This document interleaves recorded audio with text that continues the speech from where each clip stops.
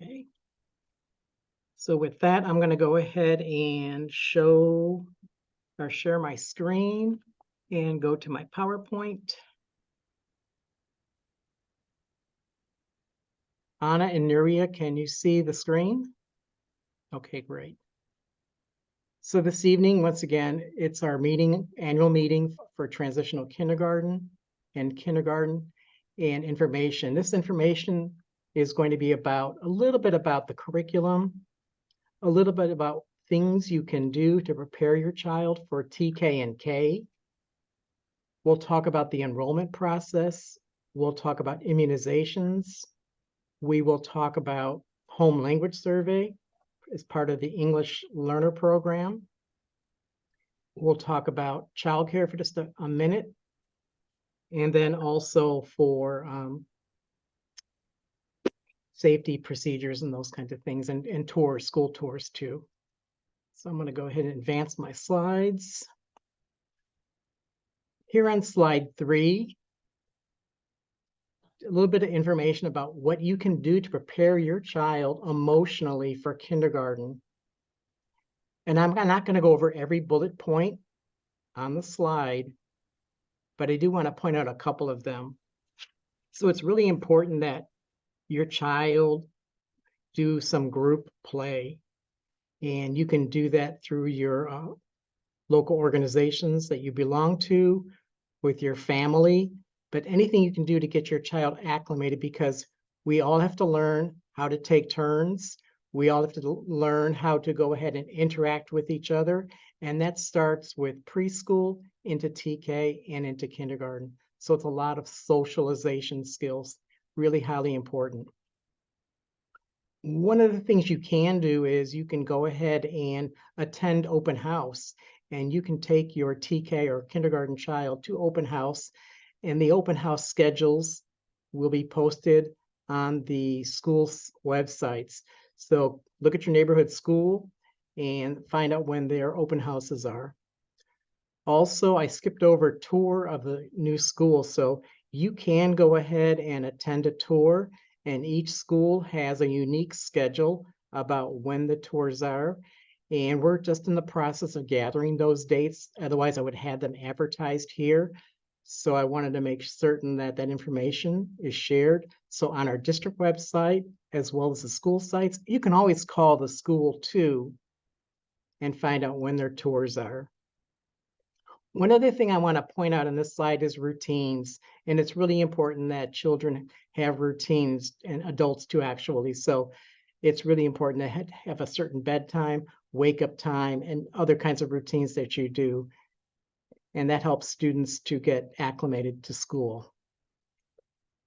Academically, families can go ahead and read to your child every day, and then ask questions about what was read to them, have questions, ask the child to retell the story, draw pictures about the story, identify the main character, other aspects of the story. Going to the local library, that would be very, very helpful too. It's also a practice that prior to TK into kindergarten, some families go ahead and introduce letters. They introduce numbers. And so that gives a child a practice time to go ahead and do that. You don't have to do it. It's a nice thing to do. Also, it's really important to teach your child his or her name. So try to have them understand that a name starts with a capital letter, or even just a letter, followed by lowercase letters or just letters themselves. Every child learns a little bit differently, so I wouldn't have an argument about it. So if the child wants to make them all capital letters, all lowercase letters, or a combination, that's great, but they should know their name. Oftentimes, students think that their name is Bubba or Sissy or something like that. And they need to learn what their name is, because if the teacher is asking for Johnny or Susie and they don't know their name, it's hard for that child to respond. So it's important to go ahead and teach that. One other thing I want to point out from the slide too is the use of crayons and pencils and scissors. So if you have an opportunity to go ahead and work with your child with crayons, pencils, and scissors. That's another thing you can do as a family to get students acclimated to school. It's important on this next slide to help students understand concepts like big and little, tall and short, up and down, over and under. Those are really important concepts. Once again, colors, shapes, numbers, letters. If you can help them to count to 20, that's wonderful. We also have something called kindergarten words, and teachers and the school sites will share their kindergarten words. So it's common words like the, and, the letter A or a. So it's just common words like that, so that when students begin to read, they can learn those words. This next slide talks about, in general, what a TKK schedule. Classes are going to be from 8:30 to 1:30, unless your school has divided opening for kindergarten. So it could be in 9:30 to 2:30. And once again, you'll need to work with your school site as to whether they do the late bird, early bird program, or the 8:30 start or the 9:30 start, and they work with you as a family too. We do follow the California state standards. So for reading language arts and for writing, these are some common standards that are taught in kindergarten.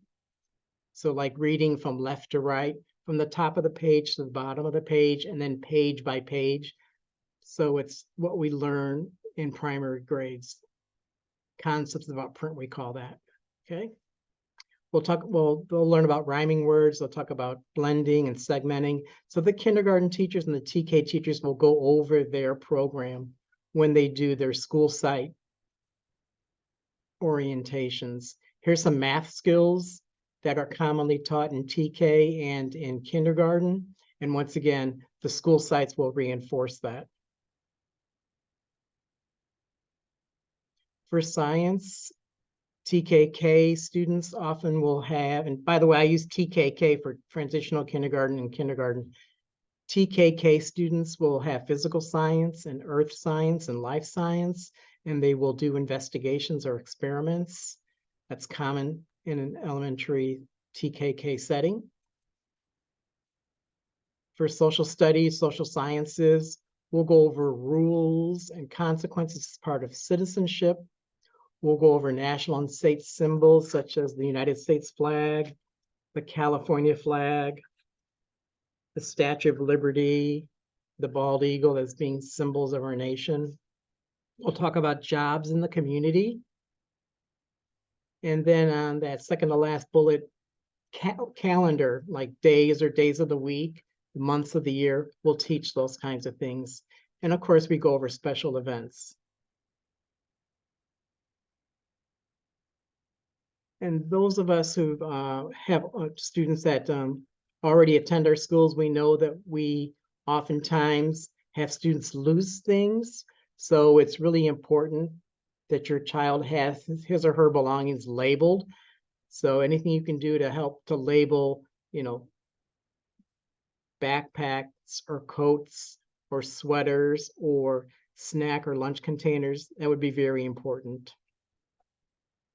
And by the way, don't be embarrassed that if your child loses something, to go and ask the school, because if you go to the schools, you'll see 40, 50, 60 sweaters or jackets on a rack or in a pile at a school site, or one shoe and the other shoe is missing, whatever. And so don't be embarrassed, just ask, because those things cost money and they belong to you and you need to get them back, okay?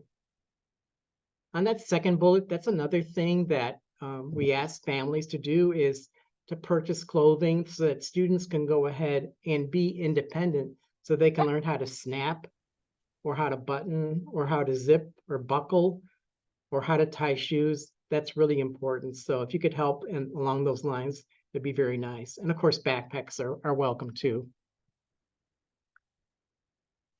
As part of our informational meeting, we talk about safety. And so every school will have their own drop-off and pickup procedures, and that's a school decision. And they may have a valet system where you can pull up to the front of the school by the sidewalk, and our fifth graders will maybe open the doors and help the children to get out, close the doors behind them. So there's a valet system too. We do close and lock our school gates at the start of school, and they will be reopened at the end of the school day. So we'd like to go ahead and just inform folks that don't be surprised if school gates get closed and all of a sudden you're running behind and it's 5 or 10 minutes later and it's like, you know, you're trying to get in and it's like, no, the gate's closed. You have to go through the front office. We welcome everyone to be a volunteer. And so there's a volunteer packet that would need to be completed. And we have requirements for TB tests and vaccinations and COVID in particular. So do check that volunteer packet, and the schools will work with you on that. We also ask that when visitors come to school, that everyone sign in and out at the school office. And it's really important that we know who's on campus in case of an emergency. Let's say there was an earthquake or something, we need to be accountable for everyone on campus. Therefore, we need to know who's on campus. So it's really very important. So I've just kind of gone over, like in general, the curriculum. I've gone over things that families can do to help prepare their child to come into TKK, and a little bit about safety procedures too. And now we get into some of the nitty-gritty and details, and I'm going to ask Lauren Dieter, who works in our Student Services Department, to step in to talk about the enrollment process. So Lauren. Hi, everyone. I'm Lauren. I may have talked to some of you before. If you call Student Services and ask for enrollment information, you may have talked to me. So hi. Okay, so for 24-25, our transitional kindergarten birth dates are September 2nd, 2019 through June 2nd, 2020. I often get asked about July or August babies. The June 2nd date is a hard date. That is a hard deadline on that birth date. So I'm sorry if there are any parents of those younger kids to disappoint you, but that will be a hard date based on California's timeline for TK. Kindergarten kids must be born on or before September 1st, 2019. And then to start first grade, children must have been born on or before September 1st, 2018. So hopefully those timelines are clear. The district enrolls by birth date. So this is what we'll be following. And then Peter, can you go to the next slide? Thank you. Online registration will begin on Monday at 8 a.m. That is Monday the 22nd. So what will happen for my TK kids?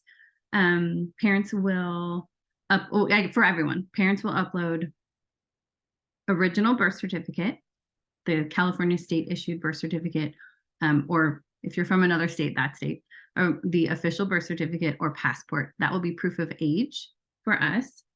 And then you will also need your child's immunization record. I will let our lead nurse, Lenora, talk more about immunizations in just a minute, but that will be one of the documents you need. Sorry, I'm going too quickly. You will need a current utility bill. So the preferred bill is Burbank. Oh, thanks. The preferred bill is Burbank Water and Power. We will accept SoCal Gas as a second option, or a landline as a last choice option. But Burbank Water and Power is the preferred choice. You will also need your parent ID, so your driver's license that is in your wallet. So you will fill out the application through our website, burbankUSD.org. We will have a button at the top of the main page. It will be green, and starting on Monday, it will say 24-25 enrollments.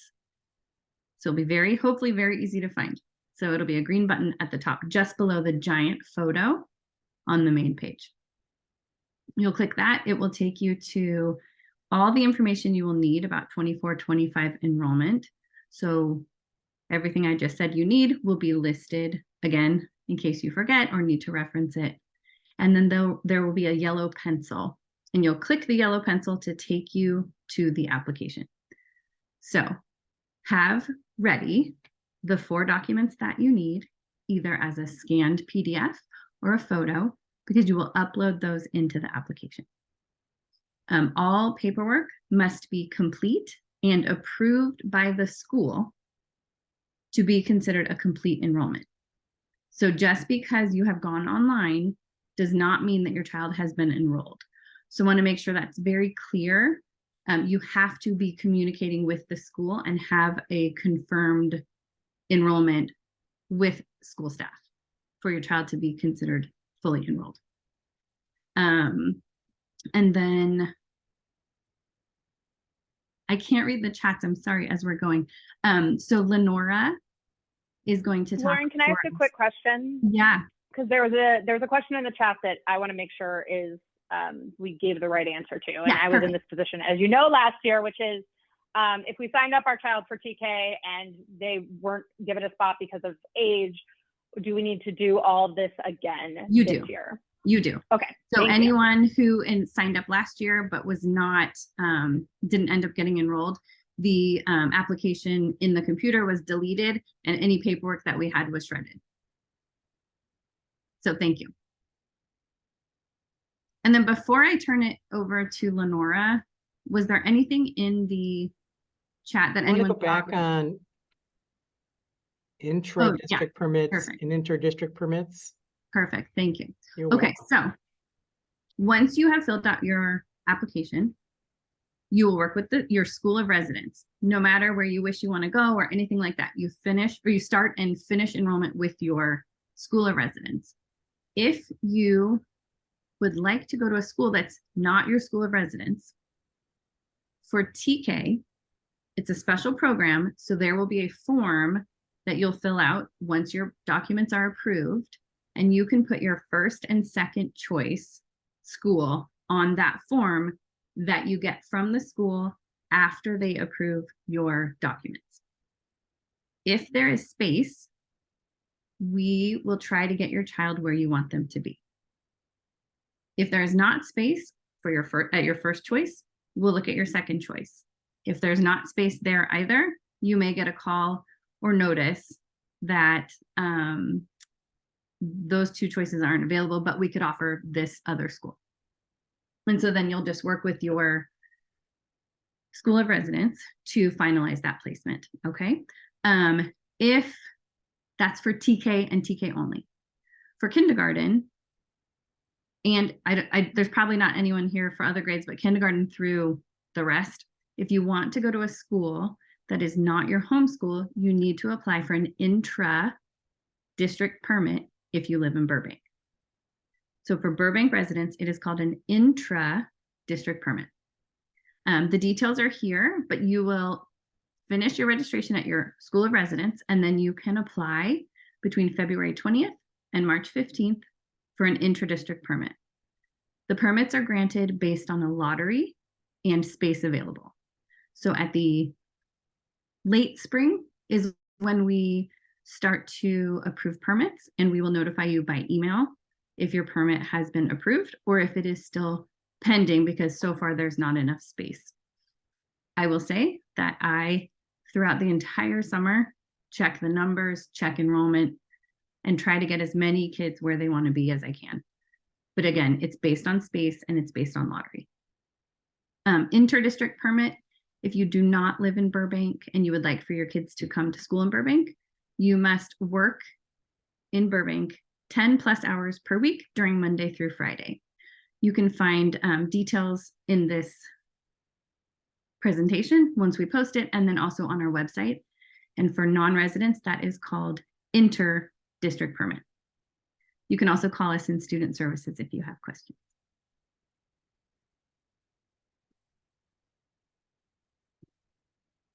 And then, does anyone have anything? I can't read through all the chats as I'm talking. Is there anything else to cover? Lauren, would you like me to help facilitate the chat? This is Jen. Yeah, if you don't mind, if there's anything that's specifically something I should answer, I'm happy to answer. I just can't read and Yes, talk at the same time. I know, I get it. Are children guaranteed a spot in kinder even if it's not their home school? Children are guaranteed a spot in Burbank in kindergarten, even if their homeschool is full. Yes. Hopefully that answers the question. We will, what I didn't talk about is capped. When our schools when our class levels reach capacity, we call that being capped. There we go. Thank you. So I don't know if you guys want to read through this, but I'll just explain quickly. Because the ratio for TK in kindergarten is 24 students to 1 teacher, there are often situations where the school is capped. So where they reach capacity, and then based on the order, the time of enrollment, completed enrollment with your school, they'll have you sign a form saying that you understand that the school has reached capacity, and then I get it. And I keep a master list of students for each school and each grade level who are capped out of their school. And as soon as space opens, I'll call you and let you know. So, and then at that time, when you are capped, I will offer you a space at another school that has space for you. And usually I try to give a few options so that your family can decide what will work best for you. Sometimes that's the closest school as possible that has space. Other times you may want a school that is closer to your office or something like that. So we can work together if your school is at capacity and find the best option for your family. Okay, Lauren, can I go back to the chat? Mhm. Okay, so there was a question in here about what if they don't have a copy of the birth certificate yet? There's a, like in the case of adoption or whatever, what else could they use? Okay, in that case, we could accept a passport. We could accept a hospital certificate temporarily for 45 days. So that will give you time to order one. There might be other paperwork that goes along with adoption that says like the parents' names who are adopting and the child's name and their birth date. Yeah, if it's a specific special kind of circumstance like that, we're just waiting for the birth certificate because of adoption, call our office and we'll help you. We'll work it out. We'll figure out a way to make it as easy as possible. Another question is, can you use an internet bill for enrollment? No, it must be a Burbank Water and Power bill, a SoCal gas bill, or last choice, a landline bill. Perfect. I think that Abby might have answered this in the chat, that do we do online registration on the 22nd? Can we complete it before the 22nd? No, it doesn't go live. Yeah, you won't complete it. It will go live on the 22nd at 8 o'clock. Probably right on the button, hopefully. We actually have to push a couple buttons on the computer to make it live. So But 8 o'clock. families don't have to worry about being like the first one in line. Yeah, just make sure my best advice, just have your documents ready, your scanned or your PDF ready on your computer so you can easily upload those. That would be my best advice to be ready on the 22nd. Somebody asked, so will the Aries enrollment not count? I'm assuming that's about prior Aries enrollment. I don't know. Maybe if somebody can put that back in the chat. Is there an online school option for kindergarten? There is not. We do not offer Independent Learning Academy for elementary school. One more question, Jen, we're going to move on. Perfect. We're going to talk about immunizations, right? Yes, right next. Because there's lots of questions, I think, about that. So let's shoot ahead then. Immunizations. So with us tonight is Lenora Aguilera. She's our lead nurse here within the district. So thank you, Lauren, for your presentation. I'm going to turn this over to Lenora. Good morning. Good afternoon, everyone, and welcome. We're excited to be welcoming new families and families that are going to be having siblings join us in Burbank Unified School District. As Peter mentioned, my name is Lenora Aguilera. I'm the lead school nurse for Burbank Unified School District. And a critical piece of information that is going to be needed for all students when they're enrolling are vaccination records. These can be from a doctor's office. They can be a yellow immunization card. Kaiser oftentimes gives a printout. We will accept that. All documents do need to have signatures on them. If you have any questions, Lauren, can you add my email in the chat? And I can always, you can send me the immunizations. If you have any questions, I'd be glad to take the time to review them and get back to you. And I have your contact information at the end, on the end slide, so. Perfect. Mhm. So but it is important, if your child does not meet the immunization requirements, your child will not be able to continue the enrollment process. It's very important. It's as important as all of the other documents that we're talking about this evening. For TK students, Lauren did discuss the additional document that will need to be signed. Lauren, did you go over that? Okay, sorry about that. So because for TK students, those students are younger at the time they are going to be enrolling. We will have parents or guardian sign a letter of understanding so that your child by June 9th, and that is a hard date, June 9th, your child will need to provide their vaccines that they can get when they are 4 years old. This is really, really important that you please meet those guidelines. We should have on our website all the immunization requirements. I don't want to go over each one.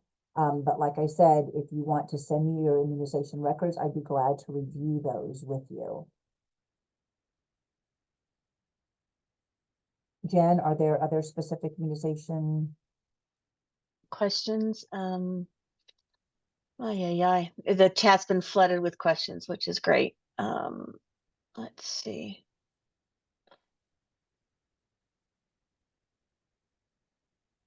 Lenore, what was the date for vaccine completion again? There was one question about that, just to clarify. June 9th.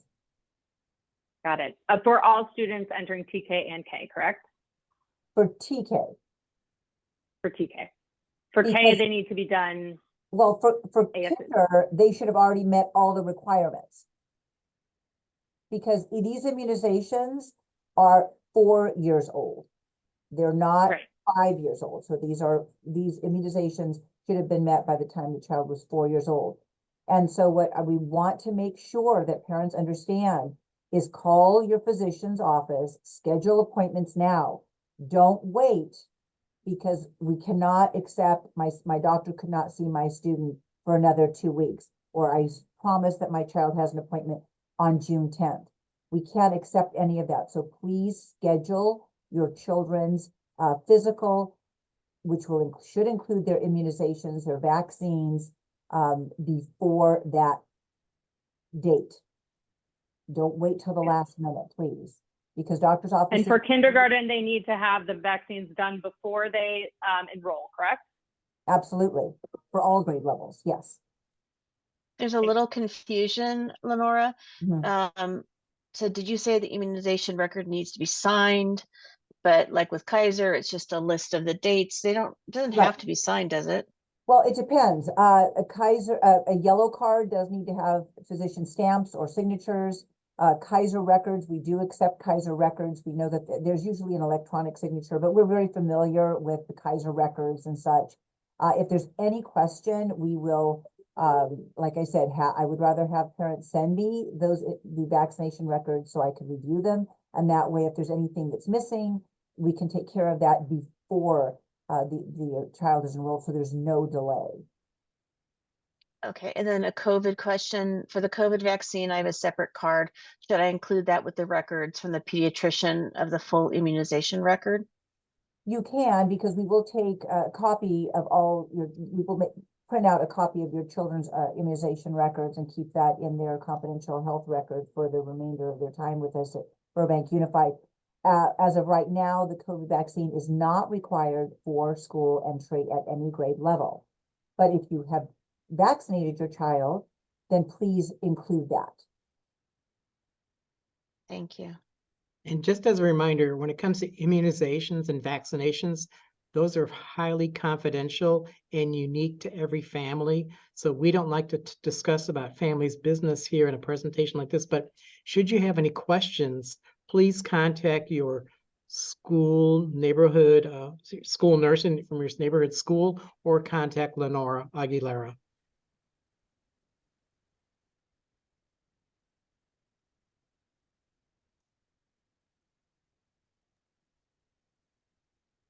Any other common questions, Jennifer? Immunizations? Not that I can, somebody says, if you don't have Kaiser, it does need to be signed. I can't just print it out from my online chart. You can, Kaiser records, print it out, and that will meet the requirement. No, I mean, it's not Kaiser. Well, if it's a physician's record, it's a printout, we will accept that, yes. Awesome, thank you. Just really quickly, we do not accept letters from physicians promising that the children have an appointment for immunizations later on. We cannot accept that. We cannot accept letters that say that students cannot receive certain immunizations. If your child is unable for medical reasons to receive certain immunizations, you need to work with your child's physician. That requires a medical exemption, and that must be filed through the California Immunization Registry. It is then reviewed by the California Immunization Registry, and the state will provide you with a medical exemption if it was approved. That process also takes time. So I would suggest that if that is a concern for any parents, any families, that you definitely do make those appointments with your pediatrician in order to start that process. And if you have any questions, you can contact me.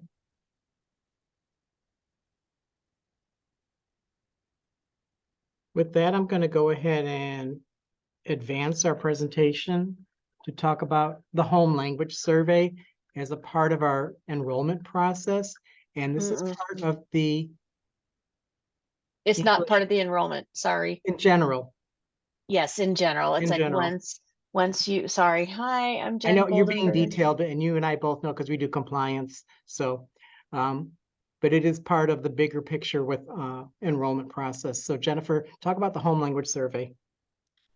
Thank you. So right after you've, like, the day that actually probably that you bring in your paperwork to the school and you complete all that part of the residence, they're going to hand you a home language survey. Please fill it out. We go hunting them down when we don't get them. And it's important because the state and actually federal law require that we assess students on the English language proficiency assessment for California if there's another language on the home language survey. And So Jen, if can you're you slow it down just a little bit for translators, no, please? no, just Thank you. kidding. Of course I know. will. So we have over 60 languages spoken by our families in Burbank, which is wonderful. And we value that a lot. We also need to collect the data. And so we will have you fill out the home language survey. And please know that if you have a child who is, I'm going to say English dominant, like the English is their go-to language. And when they were growing up, like when they first started speaking, they may have said a few words in another language, or maybe they understand another language, but they never really spoke it. Then you don't necessarily need to include that on the home language survey, because the first question is like, what language did they learn to speak when they were first speaking? Oh, thank you.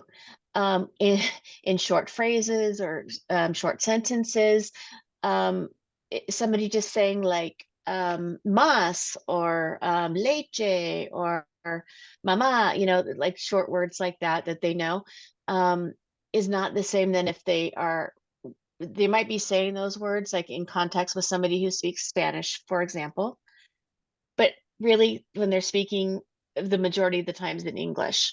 So, and then, yeah, wow, I didn't even notice that the purpose I had forgotten I did this, people. I'm so sorry. I'll let you read the slides. But I do want to mention a couple things about dual immersion. We have a meeting next Tuesday, same time, same, not the same link though, right? It's a different link.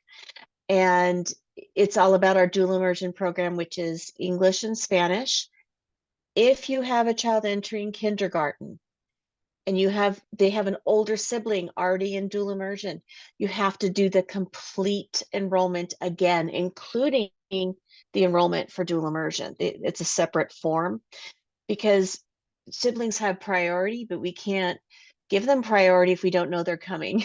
You know, you show up to the first day of school with your kid and you're like, well, their siblings in dual immersion. This kid should be in dual immersion. Well, enroll them first, please. And wow, look at all the chats going crazy with more immunization stuff. That's so cool. Inter-district for dual immersion, it depends on the language. And so I put an answer in the chat about that. If your child is English dominant, mainly English speaking, and you do not live in Burbank, you will be at the end of the waiting list of Burbank residents. Sorry, we only have 2 schools that have that.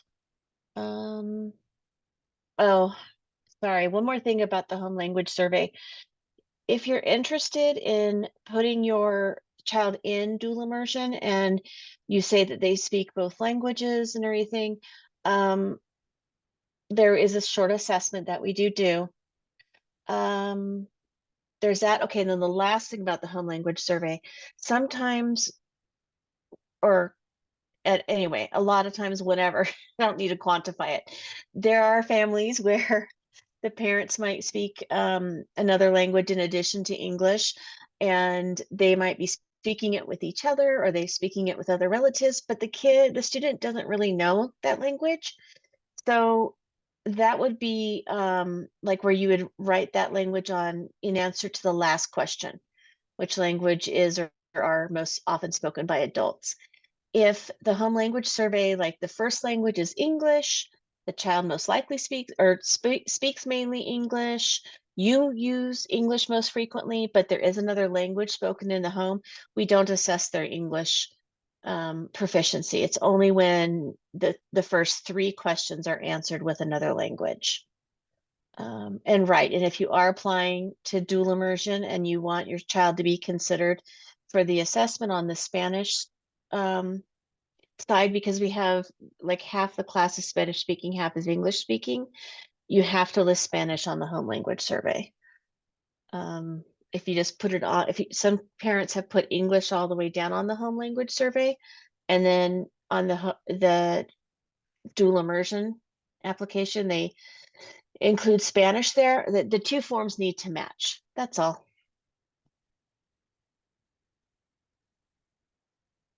Hey, thank you, Jennifer. I'm going to go ahead and advance the slides. Lauren talked a few minutes ago about cap schools, and that's when schools get to capacity. So there's a chance, let's just pretend about March 1, April 1, that a school is at capacity. And so you'll work with Lauren and the Student Services Office, as well as the homeschool office, to go ahead and make certain that your child has a seat in Burbank. So all residents have a seat, and our preference is to go ahead and have you in your neighborhood school. We try to keep families together as much as possible, but once again, there are some times where a school could be capped. So try to get your enrollment done soon, but like about, March 1, April 1, that's when things really start to tighten up, especially by April 1. So it's really important that we have your enrollment completed. Lauren talked about classroom capacity. So transitional kindergarten through 3rd grade, it is 24 students to 1 teacher. And in TK, by the way, it is 24 students with 1 teacher and 1 instructional assistant. Okay. And you'll see here grades 4 through 5, what our average capacity is, 32.5 students to 1 teacher. All of your paperwork must be completed and for your child to be officially enrolled. So make certain that if you have any dangling paperwork, that also gets submitted to. And then immunizations, as Lenora talked about, make certain that those get completed too. And then if you run into any kind of problems, please pick up the phone and call the school. Talk to one of the office staff, let them know your situation, because things do happen. And so it's really helpful to go ahead and have that information. Just as a reminder, we have 11 elementary schools, and these are our locations. Every school site has transitional kindergarten and kindergarten orientation meetings. It could be that there are some COVID restrictions, but right now there aren't any. So things change with County Health Department and with Cal OSHA, and we have to follow those regulations. But right now things are okay, but just keep your eyes open about any kind of COVID restrictions. I don't predict there will be any, but just in case, you can't really tell what the future is going to bring. We always want to keep that in the back of our heads. And then school sites will do a transitional kindergarten and kindergarten site tour. I have a partial list right now, and we'll be advertising that list on our district website, as well as each school will be offering information about tours. So do check out their websites too. I don't know if Stephanie Fields is here.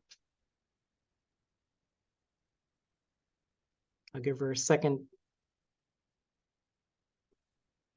So Stephanie Fields is our coordinator for the Around the Bell program. And if you haven't already, make certain that you contact the Child Development Office should you be interested in childcare, in particular Around the Bell.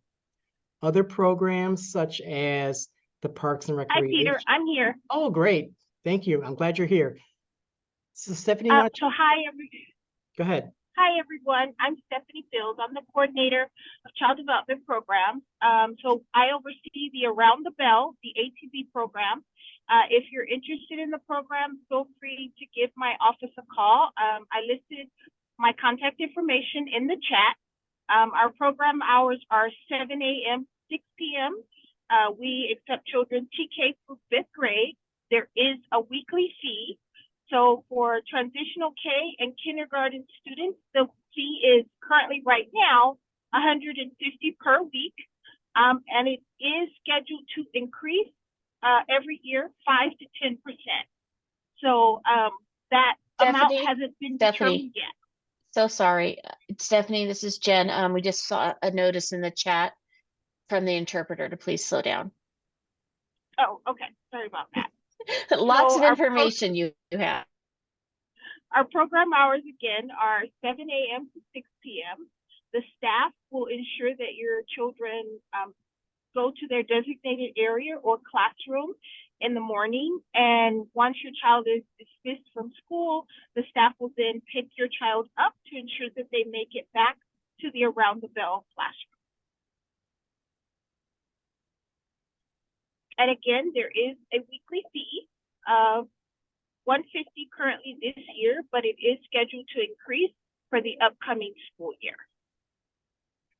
And the $150 per week is for kindergarten and TK, Stephanie? I'm sorry, say that again, Peter?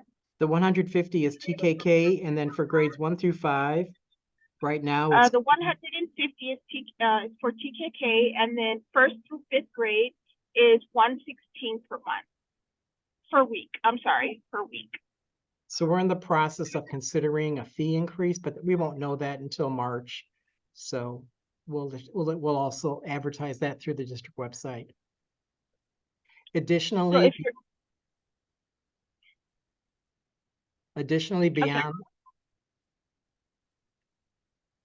beyond the Around the Bell program, we also have the Parks and Recreation ASD program that's available for childcare.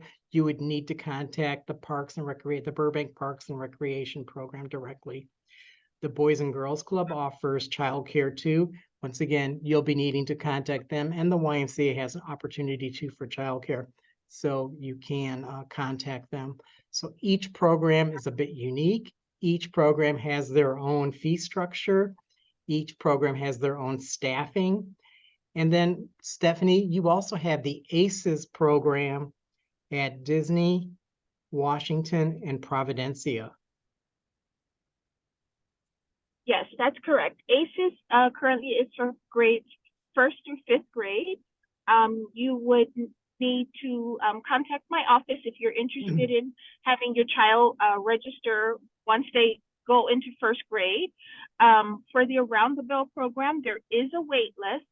So if you have not contacted us prior to this meeting and placed your child's name on the wait list, please give us a call so that we can go ahead and add your child's name to the wait list. Just be aware, Around the Bell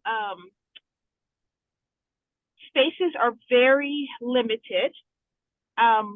So we won't be able to reach out to families regarding registration until May or June.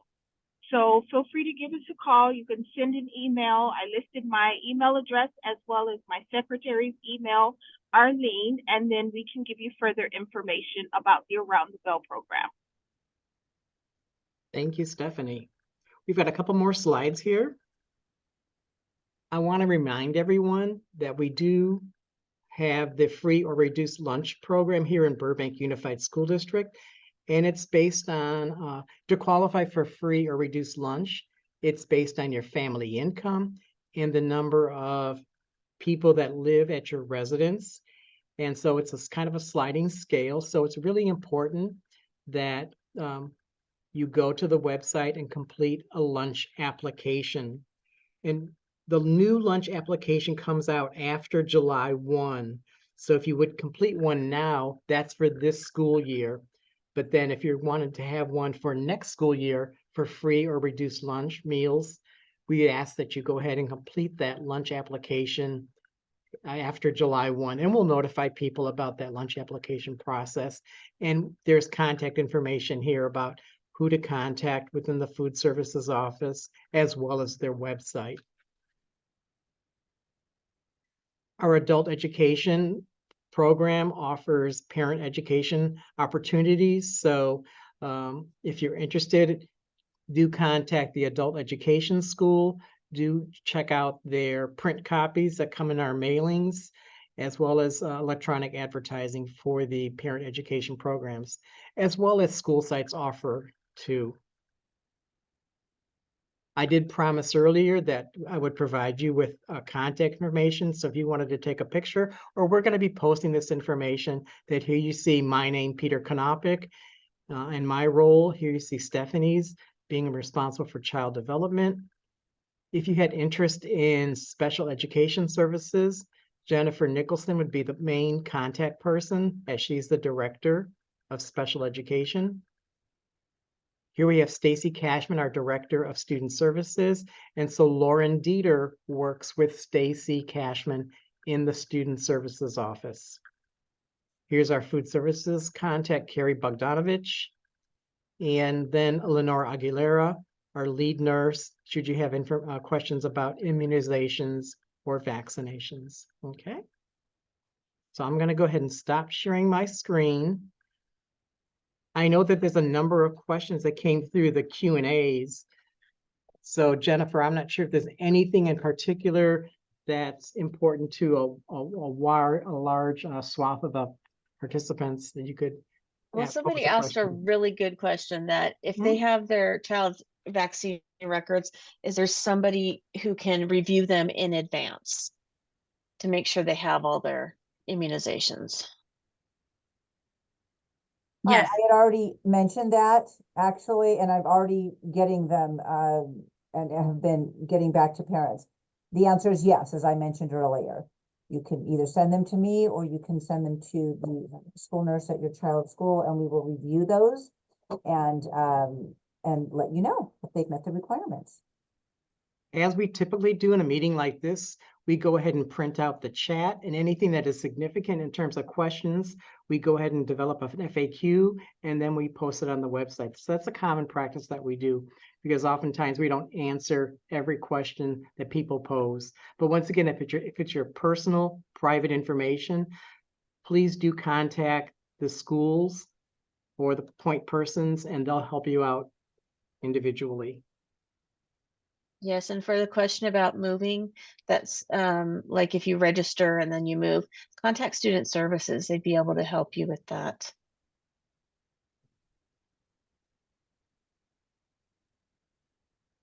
With that, I'm going to go ahead and thank everyone for being here this evening. Thank you to our presenters. Thank you to our translators. We will keep in contact through the website and then also through the school sites, because each of the schools will be in constant continuing communication with families with regards to tours in particular and with orientation meetings. So once again, thank you for being here this evening, and we will post this recorded meeting on our website. So thank you very much. Thank you to our principals who attended too. I see Miss Harris there from Disney. Good to see you. Thank you. Thank you. Night.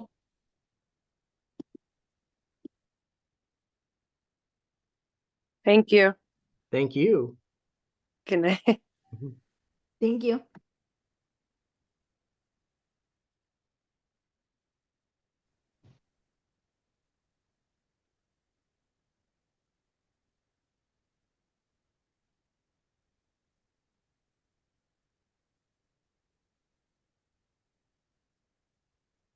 Will there be an email to see the recording once it's all uploaded? It will be posted on the website. So it usually takes about 48 hours. Thank you so much. You're welcome.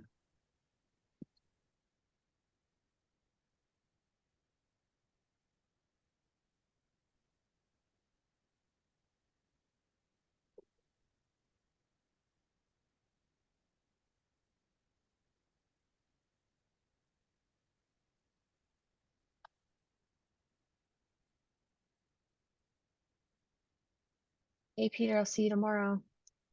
Thank you, Jennifer. You're welcome.